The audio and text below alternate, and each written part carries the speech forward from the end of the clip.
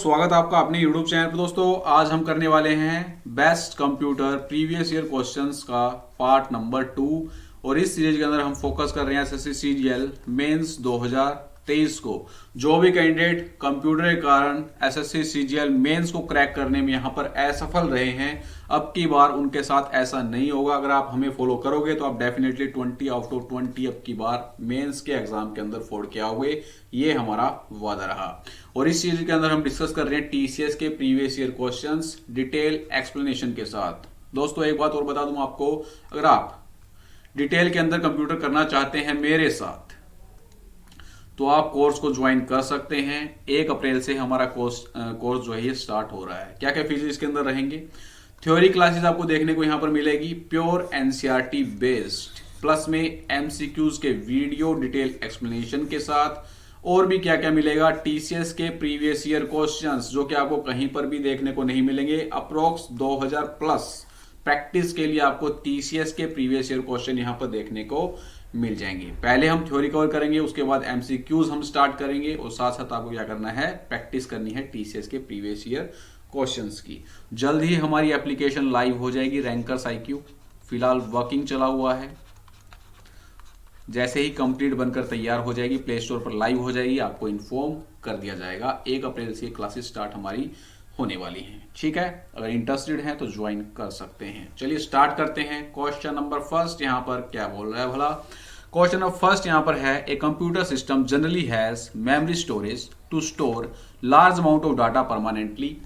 Which of the following options represents the storage space capacity that is equivalent to 16 GB। Computer system के अंदर आपको memory storage देखने को मिलती है जो लार्ज अमाउंट ऑफ डाटा को परमानेंटली स्टोर करने का काम करती है। अब आपको यहां पर बताना है 16 GB के इक्विवेलेंट यहां पर कौन सी स्टोरेज कैपेसिटी आपको देखने को मिलेगी। फर्स्ट ऑप्शन दे रखा है 2 की पावर 14, सेकंड दे रखा है 2 की पावर 20 MB, थर्ड दे रखा है 2 की पावर 14 MB, फोर्थ दे रखा है यहां पर 2 की पावर 20 KB। दोस्तों इस क्वेश्चन को सोल्व करने से पहले आपको कन्वर्जन पता होना चाहिए। वो कैसे? 1 GB बराबर होता है 1024 MB के। 2 की पावर के अंदर लिखें तो 2 की पावर 10। अब यहां पर हमसे पूछा गया है 16 GB, तो 16 GB को 2 की पावर के अंदर कन्वर्ट करो, कितना होगा? 2 की पावर 4, 2 दूनी 4, दूनी 8, दूनी 16। ठीक है, 16 GB के अंदर 1 GB के अंदर 2 की पावर 10 MB होता है, तो 16 GB के अंदर कितनी MB होंगी? तो इसको 2 की पावर 10 से हम क्या कर देंगे, गुना कर देंगे। अब हमारा यहाँ पर बेस सेम है तो पावर यहाँ पर क्या हो जाएंगी, ऐड हो जाएंगी। तो 2 की power 14 MB is the right answer. Option third is the correct one. Next question समझ में आ गया होगा सभी को। क्वेश्चन नंबर सेकंड यहाँ पर क्या बोल रहा है, which of the following statement is या आर फॉल्स। निम्नलिखित में से कौन सा कथन असत्य है? और ये क्वेश्चन एनवीएस जीएस से 2022 के अंदर पूछा गया था, टीसीएस के द्वारा ये एग्जाम हेल्ड करवाया गया था। फर्स्ट यहाँ बोल रहा है the full form of SIM use in mobile phones is subscriber identity module. यहाँ पर फुल फॉर्म दी गई है सिम की, जो कि रहती है आपकी सब्सक्राइबर आइडेंटिटी मॉड्यूल। तो ये स्टेटमेंट बिल्कुल आपकी करेक्ट रहेगी। नेक्स्ट यहाँ पर दे रखा था size of micro and nano SIM cards is the same. Size जो होता है नैनो और माइक्रो सिम कार्ड का वो सेम होता है, तो ये आपका गलत हो जाएगा। मोबाइल फोन्स आप यूज करते हो तो दोनों का जो साइज होता है वो अलग अलग आपको यहाँ पर देखने को मिलेगा। ये हमारी स्टैंडर्ड सिम होती है, ठीक है। इससे छोटी होती है आपकी माइक्रो सिम, और माइक्रो सिम से भी छोटी होती है आपकी नैनो सिम। तो ऑप्शन सेकंड यहाँ पर फॉल्स आपका बन जाएगा। Option third is the right answer. Second statement is correctly false. ठीक है, option third is the right answer. चलिए नेक्स्ट क्वेश्चन पर चलते हैं। Question number third, what is the result of. ये आपको एक यहां पर फॉर्मूला दे रखा है, इसका आपको आउटपुट बताना है क्या रहेगा। यह आपका क्वेश्चन एनवीएस एमटीएस 2022 के अंदर पूछा गया था। कैसे सोल्व करेंगे? 2 + 2/2 गुना 2। तो बोर्ड मास के अकॉर्डिंग सोल्व कर लो। 2 + 2 से 2 कट जाएगा, 1 गुना 2। तो 2 + 2 is equal to 4 is the right answer. हलवा question, option 4 is the correct one. चलिए नेक्स्ट क्वेश्चन पर चलते हैं। Question number 4, WinZip software is an example of WinZip जो सॉफ्टवेयर है ये किसका यहाँ पर एग्जाम्पल रहेगा, ये क्वेश्चन टीसीएस के द्वारा 2022 के अंदर ही पूछा गया है। तो विनजिप सॉफ्टवेयर जो रहता है ये आपका शेयरवेयर होता है। Option 4 is the right answer. Shareware क्या रहेगा, ये एक प्रकार के आपके कॉमर्शियल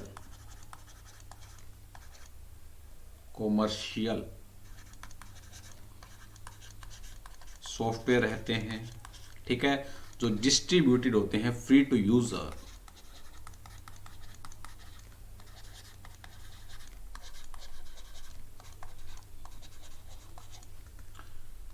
और ये लिमिटेड टाइम तक क्या रहते हैं, फ्री रहते हैं, फ्री फॉर लिमिटेड टाइम। तो सारी यहां पर आपको पता होना चाहिए, शेयरवेयर एक प्रकार का कॉमर्शियल सॉफ्टवेयर रहेगा, फ्री होते हैं ये यूजर्स के लिए, और ये लिमिटेड टाइम के लिए क्या होते हैं, फ्री रहेंगे, ठीक है। और एक लिमिटेड टाइम के बाद ये क्या होते हैं, पेमेंट करके आपको इनको परचेज करना यहां पर रहेगा। तो option 4 is the right answer, shareware होगा। विनजिप की बात करें तो ये आपका एक प्रकार का कंप्रेशन सॉफ्टवेयर रहता है, फाइल कंप्रेशन सॉफ्टवेयर।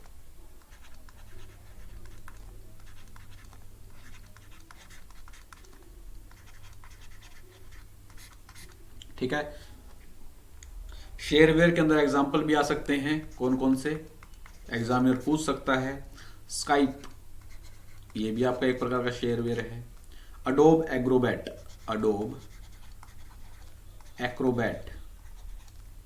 ठीक है, आप सभी को पता होगा। अडोब को हम कुछ दिन के लिए फ्री में यूज कर सकते हैं, लेकिन उसके बाद ये पैसे की डिमांड करने लगता है, ठीक है। और इसके अंदर आपको कुछ फंक्शन यहाँ पर फ्री देखने को मिलेंगे और कुछ फंक्शन आपको यहाँ पर पेड देखने को मिलते हैं। पीडीएफ जो रीडर होता है आपका अडोब एक्रोबैट, इसके अंदर आपको सभी फंक्शन फ्री ऑफ कॉस्ट यहाँ पर देखने को नहीं मिलते हैं, ठीक है भाई। Option 4 is the right answer, shareware is the correct one. Next question number 5। Question number 5 यहाँ पर क्या है, which of the following keyboard shortcut is used to split the document window in MS Word 2019। MS Word 2019 के अंदर document window को split यानी कि अलग अलग करने की शॉर्टकट की यहाँ पर क्या रहेगी, ये आपको बताना है यहाँ पर, ठीक है। तो क्या रहेगी, option 2 is the correct answer. Control के साथ Alt+S is the right answer. Alt+S की बात करें तो रेफरेंस टैब को ओपन करने के लिए, Ctrl+S सेव करने के लिए। चलिए इसको प्रैक्टिकल करके देखते हैं। कंट्रोल के साथ Alt और S यहां पर प्रेस करेंगे, कंट्रोल Alt और S। अब आप देख पा रहे हो डॉक्यूमेंट विंडो आपकी स्प्लिट यहां पर हो गई है, ठीक। चलिए दोबारा से इसको पहले वाले मोड पर लेकर आते हैं।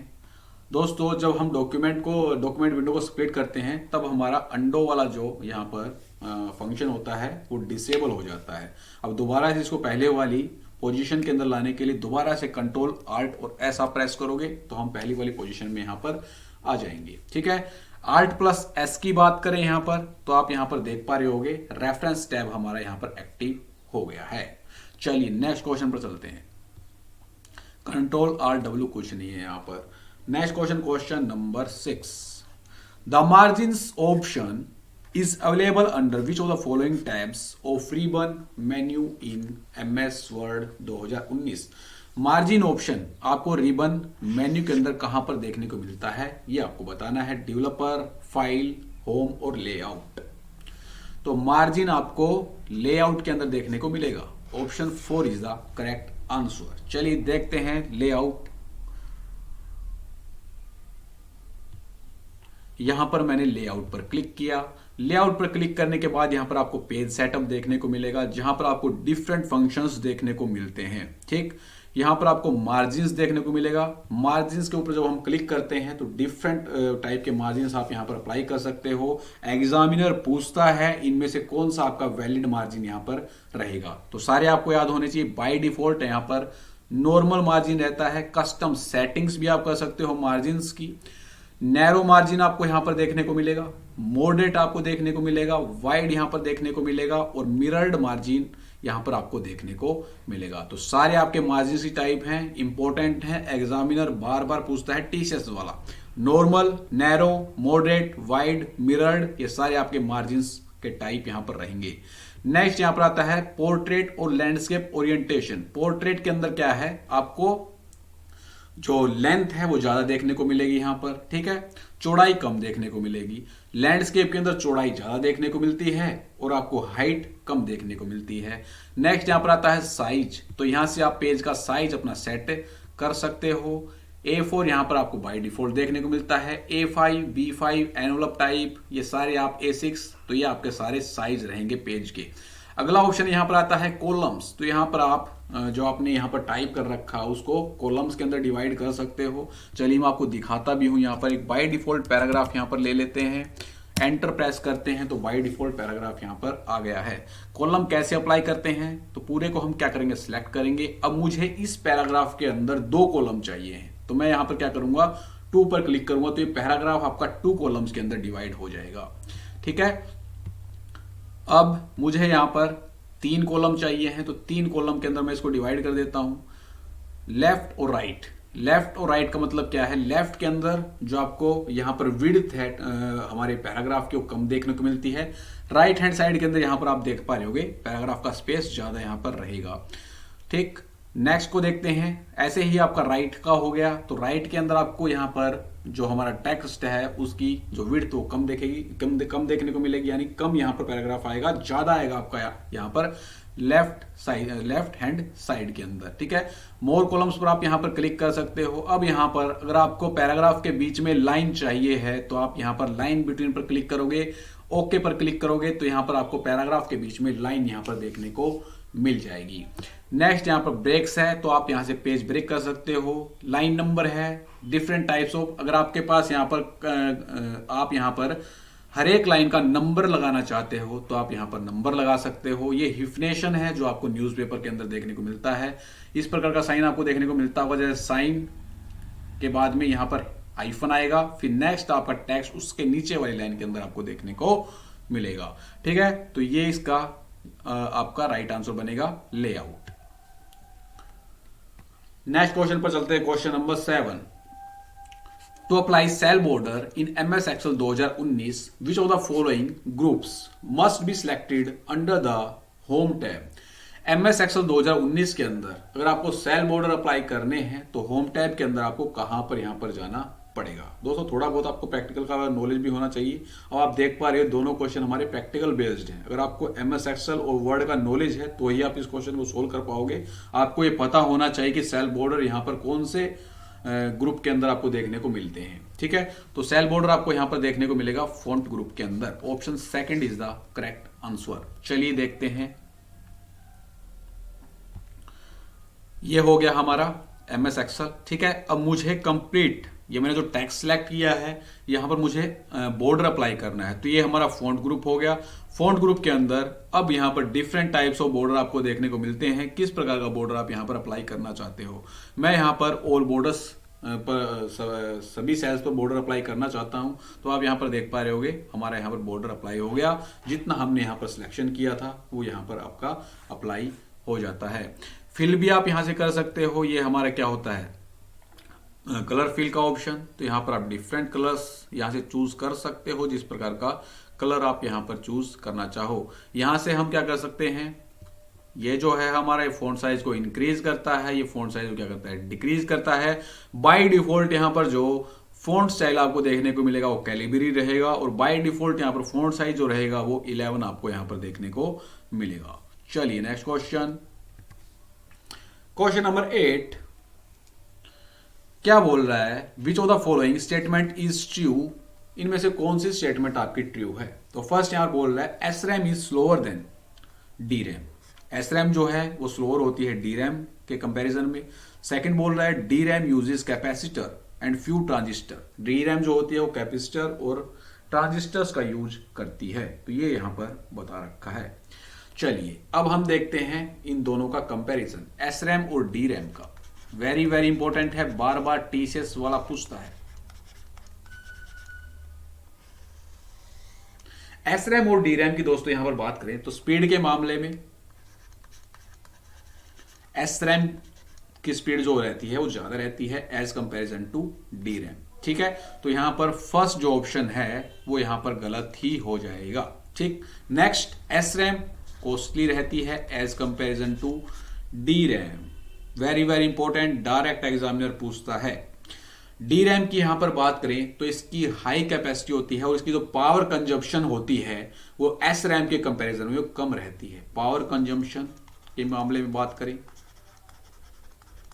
तो क्या रहेगी, वो यहां पर कम रहेगी। एक और वेरी वेरी इंपॉर्टेंट पॉइंट है, डी रैम को नीड होती है रिफ्रेश करने की, नीड टू रिफ्रेश।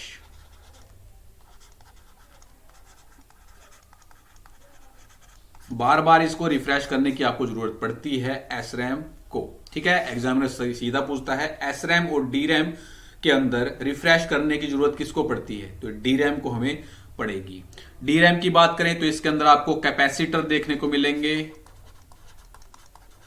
और ट्रांजिस्टर यहां पर देखने को मिलेंगे। ठीक, जो कि डाटा को एज चार्जेस यहां पर स्टोर करने का काम करते हैं, स्टोर डाटा। ठीक है, तो इसका आपका करेक्ट आंसर कौन सा बनेगा मेरे दोस्तों, option 4 is the right answer. D RAM uses capacitor and few transistor. एक और बात मैं आपको बता दूं, जैसे जैसे इसके अंदर कैपेसिटर आपके डिस्चार्ज हो जाते हैं, डाटा भी आपका ग्रेजुअली यहां पर डिसअपियर होना स्टार्ट आपका हो जाता है। चलिए नेक्स्ट क्वेश्चन पर चलते हैं, क्वेश्चन नंबर 9 पर। क्वेश्चन नंबर 9 यहां पर क्या बोल रहा है भला हमें, Which of the following refers to characteristics of computer that can perform task without manual intervention? इनमें से आपका कैरेक्टरिस्टिक बताना है कंप्यूटर का जिसके अंदर हम टास्क परफॉर्म करते हैं विदाउट मैनुअल इंटरवेंशन, यानी कि ह्यूमंस का यहां पर कोई भी आपको इंटरवेंशन देखने को नहीं मिलेगा। तो पिछले पार्ट के अंदर मैंने आपको बताया था ये आपका कौन सा कैरेक्टर रहेगा, तो ये रहेगा ऑटोमेशन। ऑप्शन सेकंड आपका करेक्ट आंसर बनेगा। जो भी टास्क आपके कंप्यूटर के अंदर परफॉर्म होते हैं वो ऑटोमेटिकली होते हैं, ह्यूमन का यहां पर इंटरवेंशन आपको देखने को नहीं मिलेगा। वर्सेटैलिटी की बात करें तो different task at A time यहां पर परफॉर्म होते हैं।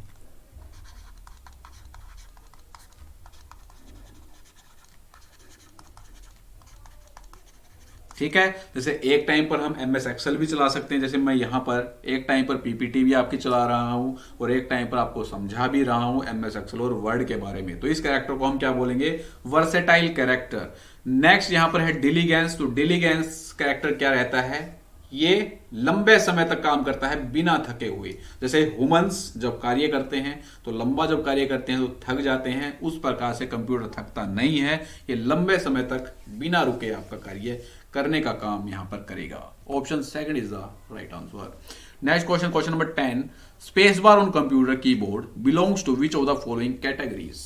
कीबोर्ड, कंप्यूटर कीबोर्ड पर स्पेस बार जो आपको देखने को मिलता है निम्न में से किस श्रेणी से संबंधित आपका रहेगा, ये क्वेश्चन आपसे एग्जामिनर यहां पर पूछ रहा है। तो space bar is a type of special purpose की।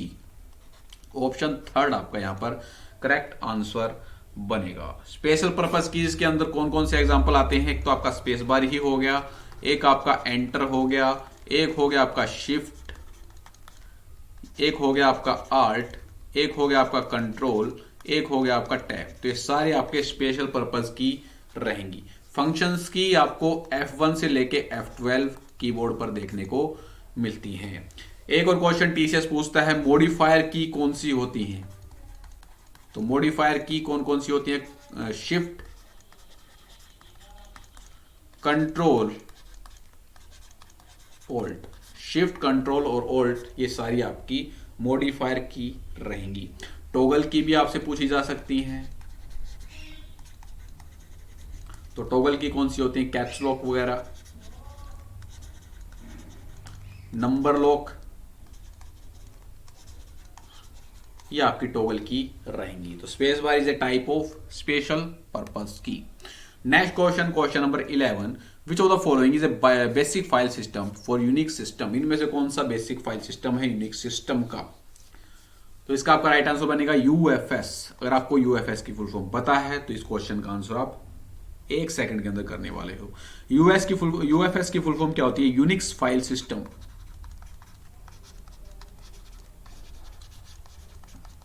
ठीक है, जो कि एक बेसिक फाइल सिस्टम आपका रहेगा यूनिक सिस्टम के अंदर। Option second is the right answer. Next question पर चलते हैं, क्वेश्चन नंबर 12 पर। क्वेश्चन नंबर 12 यहां पर क्या बोल रहा है वो हमें यहां पर बताना है। क्वेश्चन नंबर 12 है यहां पर which of the following functions is belong to financial function. निम्नलिखित में से कौन सा आपका फाइनेंशियल फंक्शन से संबंधित रहेगा। चलिए फाइनेंशियल फंक्शन मैं आपको खोलकर यहां पर दिखाता हूं। एमएस एक्सेल के अंदर फॉर्मूलाज पर हम क्लिक करेंगे तो यहां पर हम फाइनेंशियल फंक्शंस वाला ऑप्शन यहां पर देखने को मिलेगा। तो यहां पर आपको different type of financial formulas देखने को मिलेंगे। सबसे ऊपर ही आपको एक्रिंट फंक्शन देखने को मिलता है जो आपका एक प्रकार का फाइनेंशियल फंक्शन रहेगा। ठीक है, तो यहां पर आपका करेक्ट आंसर कौन सा बनेगा। Option third is the right answer. ये आपका एक फाइनेंशियल फंक्शन रहेगा। एकोश, फ्लोर, ये भी हम देखते हैं।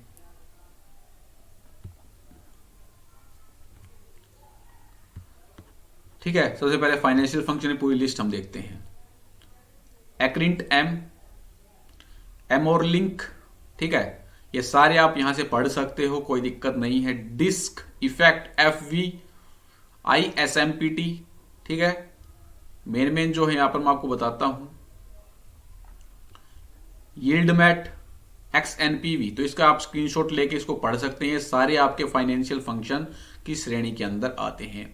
मैथ और ट्रिगो फंक्शन भी आपसे काफी बार पूछा जाता है, सबसे ऊपर वाला ही पूछा गया। देखो यहां पर भी सबसे ऊपर वाला पूछा गया था और आपका CGL के अंदर भी सबसे ऊपर वाला ही पूछा गया था। एब्स पूछा गया था आपका मैथ और ट्रिगो फंक्शन है या नहीं है। ठीक है, तो यहां पर भी आपका फाइनेंशियल फंक्शन पूछा गया एक्रिंट।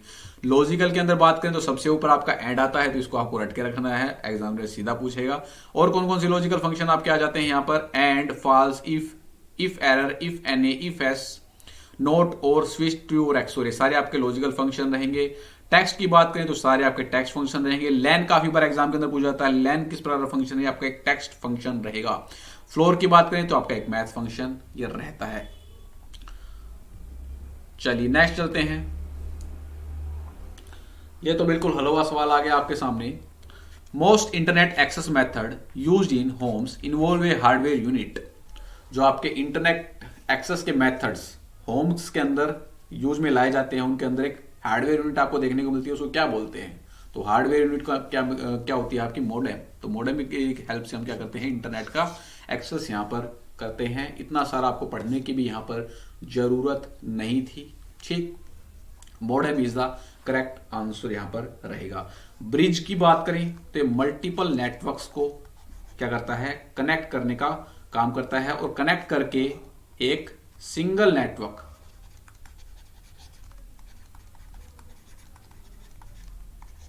बनाता है। ठीक है, तो मल्टीपल नेटवर्क को ज्वाइन करके एक सिंगल नेटवर्क बनाने का यहां पर काम करता है। और ब्रिज की हेल्प से हम क्या कर सकते हैं, मल्टीपल लैन्स को कनेक्ट कर सकते हैं। मल्टीपल लैन कनेक्ट। एक टर्म आई है यहां पर फायरवॉल। तो फायरवॉल भी आपको पता होना चाहिए, नेटवर्क सिक्योरिटी डिवाइस आपकी रहती है। सर्वर आप सभी को पता ही है, बताने की जरूरत नहीं है। नेटवर्क सिक्योरिटी डिवाइस जो कि फिल्टर करते हैं इनकमिंग और आउटगोइंग ट्रैफिक को। फिल्टर इनकमिंग और आउटगोइंग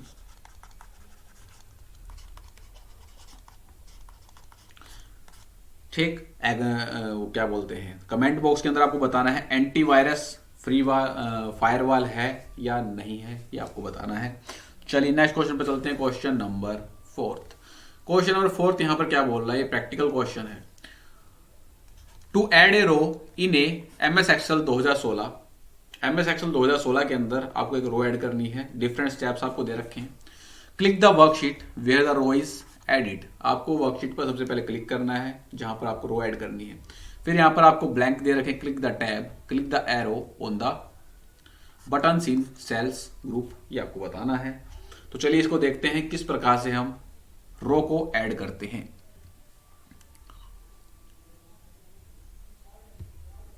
ठीक है, तो ये मैंने यहां पर एक डाटा ले लिया। ठीक है, कुछ लिख लेते हैं पहले यहां पर ABCD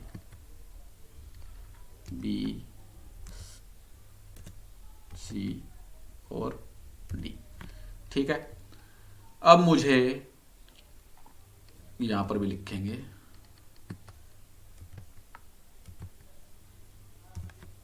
ठीक है।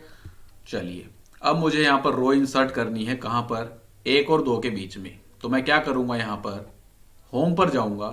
होम पर जाने के बाद यहां पर इंसर्ट, आपको एक कमांड देखने को मिल जाएगी सेल ग्रुप के अंतर्गत, ठीक है। तो इंसर्ट पर आप क्लिक करोगे। इंसर्ट पर आप क्लिक करने के बाद यहां पर हमें क्या करना है, रोज को क्या करना है, इंसर्ट करना है। तो हमने क्या किया, इंसर्ट शीट रोज पर यहां पर क्लिक कर दिया। तो जैसे हमने इंसर्ट शीट रोज पर क्लिक किया तो यहां पर आपकी रोज इंसर्ट हो गई हैं, ठीक है। नेक्स्ट यहां पर जो टाइप आता है, यहां से भी माउस का राइट क्लिक करके यहां से इंसर्ट आप कर सकते हैं। किस टाइप में आप, कहां पर आपको रो चाहिए, वहां पर आप क्या करोगे, एंटायर रो पर क्लिक करके ओके आप प्रेस कर देना है। तो एक और रो यहां पर इंसर्ट आपकी हो जाएगी, ठीक है। तो इस प्रकार से भी कर सकते हो राइट क्लिक करके, या आप होम टैब के अंतर्गत इंसर्ट कमांड का यूज यहां पर कर सकते हो। तो इसका आपका राइट आंसर क्या बनेगा, option 4 is the correct one. Next question पर चलते हैं, question number 15। Which of the following is not a protocol related to emails. Email से रिलेटेड यहां पर कौन सा प्रोटोकॉल आपको देखने को नहीं मिलेगा। तो ये हलवा क्वेश्चन है। FTP is the right answer, ठीक है। नेटवर्क पर फाइल के ट्रांसफर के अंदर जो हमारा प्रोटोकॉल यूज होता है वो फाइल ट्रांसफर प्रोटोकॉल होता है। IMAP, TCP IP, SMTP, ये सारे आपके ईमेल्स के अंदर यूज में लाए जाते हैं। IMAP की फुल फॉर्म आपको पता होना चाहिए, इंटरनेट मैसेज एक्सेस प्रोटोकॉल। एक और आपका ईमेल के अंदर यूज में लाया जाता है POP3। TCS ने पूछा था POP3 के अंदर 3 क्या है, तो 3 क्या रहेगा, वर्जन रहेगा, ठीक है। POP की फुल फॉर्म क्या रहेगी, पोस्ट ऑफिस प्रोटोकॉल रहेगी। SMTP simple mail transfer protocol सभी की आपको पता है, कुछ बताने की यहां पर जरूरत नहीं है। Next question, clear all formattings option is available under which ribbon tab in MS word 2016। MS word 2016 के अंदर रिबन टैब के अंतर्गत आपको क्लियर ऑल फॉर्मेटिंग ऑप्शन कहां पर देखने को मिलेगा। तो ये आपको देखने को कहां पर मिलेगा, ये आपको होम टैब के अंदर देखने को मिलेगा। Option second is the correct answer. Clear all formatting का मतलब क्या है वो भी हम देखेंगे यहां पर, ठीक है। तो मैंने ये कंप्लीट को सिलेक्ट किया, यहां पर होम टैब के अंतर्गत गया। अब मुझे यहां पर देखिए एक ए के ऊपर एक रबड़ वाला जो शेप यहां पर आपको दिख रहा है, यही है आपका क्लियर ऑल फॉर्मेटिंग। किस ग्रुप के अंतर्गत आता है ये पूछ सकता है। तो फॉन्ट ग्रुप के अंदर आपको MS वर्ड 2019 के अंदर क्लियर ऑल फॉर्मेटिंग का ऑप्शन यहां पर देखने को मिलेगा, ठीक है। तो अब मैं यहां पर कोई फॉर्मेटिंग वगैरह अप्लाई करता हूं। जैसे मैंने यहां पर फॉर्मेटिंग अप्लाई करने की कोशिश की, यहां पर मैं करता हूं, इसको रेड कर दिया मैंने, फॉन्ट साइज मैंने किया इंक्रीज। अब मैं यहां पर फॉर्मेटिंग क्लियर करना चाहता हूं, तो मैंने इस पर किया क्लिक। तो आप यहां पर देख पा रहे होगे फॉर्मेटिंग आपकी यहां पर क्लियर हो गई है। नेक्स्ट क्वेश्चन पर चलते हैं, question number 17। C monkey is an example of. C monkey इनमें से किसका एग्जाम्पल यहां पर रहेगा ये आपको बताना है। तो सी monkey is a type of web browser. Option third is the right answer. और किसके द्वारा डेवलप किया गया है ये भी एग्जामिनर पूछ सकता है। तो मोजिला फाउंडेशन, मोजिला फाउंडेशन के द्वारा ये आपका डेवलप किया गया है। कब डेवलप किया गया था, 2006 के अंदर डेवलप किया गया था। Very very important fact. चलिए नेक्स्ट क्वेश्चन पर चलते हैं, question number 18। Whenever we create a new workbook in MS Excel 2016, it includes worksheet named as। दोस्तों जब हम MS Excel 2016 के अंदर न्यू वर्कबुक क्रिएट करते हैं तो उसका बाय डिफॉल्ट आपको नेम यहां पर क्या देखने को मिलता है, जैसा कि मैं आपको हर बार एक्स्ट्रा फैक्ट्स के अंदर बताता हूं। तो बाय डिफॉल्ट यहां पर शीट 1 आपको देखने को मिलेगा। Option first is the correct answer. चलिए देखते हैं, MS Excel को हमने ओपन किया।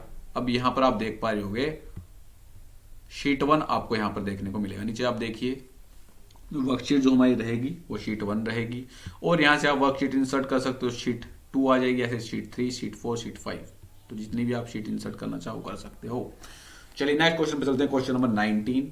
Question number 19, which of the following keyboard shortcut can be used to open file explorer in Windows 10 system. Window 10 के अंदर फाइल एक्सप्लोरर को यहां पर ओपन करने की शॉर्टकट की क्या रहेगी? तो ये रहेगी आपकी विंडो लोगो प्लस ई। ऑप्शन बी आपका यहां पर करेक्ट आंसर बन जाएगा। ठीक है, चलिए इसको देख लेते हैं फटाफट से।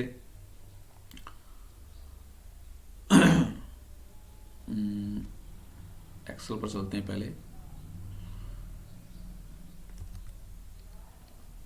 अब मैंने विंडो की प्लस में ई यहां पर प्रेस किया था, तो आपको यहां पर फाइल एक्सप्लोरर देख पा रहे हो, यहां पर आपको फाइल एक्सप्लोरर देखने को मिल जाएगा। तो यहां पर आप डायरेक्ट फाइल एक्सप्लोरर को एक्सेस कर सकते हो विंडो की प्लस में ई को प्रेस करके। ठीक है, चलिए यहां पर चलते हैं नेक्स्ट क्वेश्चन पर। काफी हलवा क्वेश्चन है और ये मैं आपको टॉप 15 जो हमने एमएस एक्सेल के फॉर्मूलाज किए थे एसएससी सीजीएल वाले प्लेलिस्ट के अंदर से आप देख सकते हो, वहां पर डिस्कस किया था। ठीक है, तो पूरा आपको ये भसड़ टाइम वेस्ट करने के लिए दिया गया है। क्वेश्चन क्या बोल रहा है? Following questions are based on the given sample worksheet created in Microsoft Excel 2016। एक वर्कशीट का सैंपल यहां पर क्रिएट किया गया है माइक्रोसॉफ्ट एक्सेल 2016 के अंदर, और इसके अंदर आपको बताना है कौन सा शूटेबल ऑप्शन आपका रहेगा। क्वेश्चन क्या पूछ रहा है? What will be the result of MS Excel formula. यहां पर फॉर्मूला दे रखा है floor B516 over the sample worksheet. ये आपकी एक सैंपल वर्कशीट रहेगी। और आपको यहां पर ये देखना कि B5 के अंदर क्या वैल्यू है। तो B5 के अंदर आप देख पा रहे होगे ये आपका बी कॉलम है और ये हमारी 5th रो है। ठीक है, तो B5 के अंदर कौन सी वैल्यू है? 35। बेसिकली आपको यहां पर क्या बताना है? 35 और 16। तो फ्लोर का मैंने आपको बता ही रखा है, वैल्यू जो आपकी राउंड होती है वो टुवर्ड्स 0 यहां पर रहेगी। ठीक है, यहां पर ऑप्शन क्या, और जो वैल्यू हम लेंगे वो 16 का मल्टीपल लेंगे। ठीक है, तो 16 का मल्टीपल कौन कौन सा दिख रहा है? 30 नहीं है, 34 नहीं है, 48 और 32। 48 दोस्तों अगर आप क्या फंस गया, 48 यहां पर अगर हम लेंगे तो इसके अंदर हमें क्या पता लगेगा यहां पर कि हमने जो वैल्यू है वो अवे फ्रॉम द 0 यहां पर राउंड की है। ठीक है, लेकिन हमें यहां पर लेना है टुवर्ड्स 0। तो टुवर्ड्स 0 यहां पर कौन सी वैल्यू रहेगी? 35 से जस्ट छोटी कौन सी रहेगी? 32। Option 4th is the correct answer. ठीक है, तो हलवा क्वेश्चन था। अगर आपको ये फ्लोर का फंक्शन पता है तो आप इस क्वेश्चन को इजीली यहां पर टैकल कर सकते हो। तो दोस्तों यहां पर हमारा कंप्लीट होता है सेट। इंपॉर्टेंट सेट था और सारी टीसीएस के क्वेश्चन पूछे गए हैं। एक भी क्वेश्चन मैंने यहां पर नहीं बनाया है। चेकआउट आप कर सकते हो एनवीएस, सीएसए और एमटीएस के जो आपके एग्जाम हुए हैं, डिट्टो क्वेश्चन आपको वहां पर देखने को मिलेंगे। ठीक है, तो मिलते हैं दोस्तों नेक्स्ट वीडियो के अंदर। वीडियो को आपको ज्यादा से ज्यादा लाइक करना है, शेयर करना है ग्रुप्स के अंदर, ताकि हमें भी मोटिवेशन मिले और कंटेंट उन बच्चों के पास पहुंच पाए जो अब तक रद्दी कंटेंट पढ़ रहे थे और उस रद्दी कंटेंट को पढ़कर ही वो डिस्क्वालीफाई यहां पर होने की कगार पर हैं कंप्यूटर के अंदर। ठीक है, उनका पूरा फोकस था, पूरे यूट्यूब पर कचरा मचा रखा था कि 100 क्वेश्चन की पीडीएफ पढ़ लो, 200 की पढ़ लो, 300 की पढ़ लो। आपको क्वालिफाई करना है कंप्यूटर के अंदर, कोई दिक्कत वाली बात यहाँ पर है ही नहीं। ठीक है, तो क्वालिफाई के चक्कर में लंका लग गई है, यहाँ पर लग गई है, नहीं लग गई। अगर आप पहले से ही एज ए सब्जेक्ट लेकर इसको डिटेल के अंदर अच्छे से पढ़ते तो आप इसके अंदर इजीली यहाँ पर टैकल कर सकते थे। ठीक है, अब सीजीएल के अंदर बच्चों को यह भी पता लग गया कि मैथ्स और इंग्लिश से ही कुछ नहीं होने वाला है। अब हमें यहाँ पर कंप्यूटर को भी एज ए सब्जेक्ट प्रॉपर यहाँ पर टाइम देना पड़ेगा। दोस्तों मैं इतना ही आपको बोलूंगा कि आप जितना टाइम यहाँ पर मैथ्स, रीजनिंग, जीके के अंदर देते हैं उससे अगर आप 20% अब से अगर आप लगते हो, उससे अगर आप 20% डेली टाइम दोगे कंप्यूटर को तो आप इसको इजीली यहां पर टैकल कर सकते हो। इतना कोई ये पहाड़ वाली चीज नहीं है कि आप इसको कर ही ना पाओ, लेकिन आपको कंसिस्टेंटली होके डेली अपना एक शेड्यूल बनाओ कि हाँ मुझे आधा घंटा या 1 घंटा डेली कंप्यूटर पढ़ना है। ठीक है, मेंस के अंदर अभी टाइम है। ठीक है, तो डेली आप 1-1 घंटा या आधा घंटा भी दोगे चीजों को समझने के लिए, चीजों को याद करने के लिए, तो आपको बिल्कुल भी यहां पर दिक्कत नहीं आएगी। मेरा तो कहना यही है। बाकी ये मत सोचना कि प्री के बाद मैं पढ़ूंगा, ठीक है, एग्जाम का एडमिट कार्ड आएगा मेंस का तब पढ़ूंगा, तो वो आपकी सबसे बड़ी गलती होगी। इसको आपको अभी से लेकर चलना पड़ेगा। थोड़ा थोड़ा पढ़िए ताकि लास्ट में चीजों का बर्डन आपके ऊपर न आए। ठीक है, तो मिलते हैं दोस्तों नेक्स्ट वीडियो के अंदर। जय हिंद, जय भारत।